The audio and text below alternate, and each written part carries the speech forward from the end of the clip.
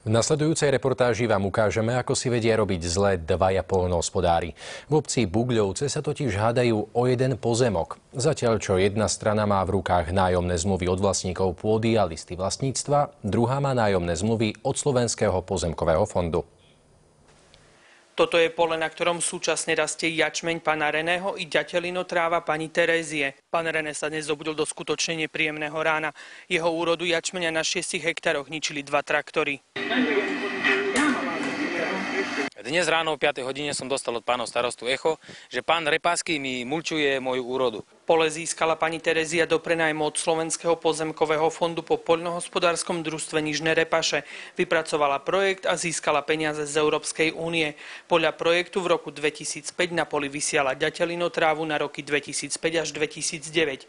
Úrodu na poli má podľa projektu kosiť každý rok, ináč by musela vrátiť dotáciu. Splnili sme úlohu projektu a úrodu sme založili my.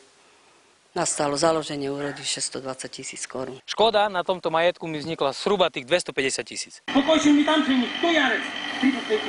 Máme nájomné zmluvy, listy vlastníctva a nič sa s tým nerobí. Je rozhodnutie z pozemkového fondu z Popradu, že tá pôda je ako moja náhradná pôda ako vymeraná. Podobný prípad ale v opačnom garde sa odohral minulý rok, keď pán René pokosil časť úrody pani Terézie. Tá podala celú vec na prokuratúru. Aj keď je vlastník niekto iný, že je vlastník tej pôdy, ale na pôde nehospodári, v danom prípade musí rešpektovať výkon práv iných osôb. Aj napriek tomuto rozhodnutiu pán René v marci na poli, od ktorého mal nájomnú zmluvu, zasial jačmeň.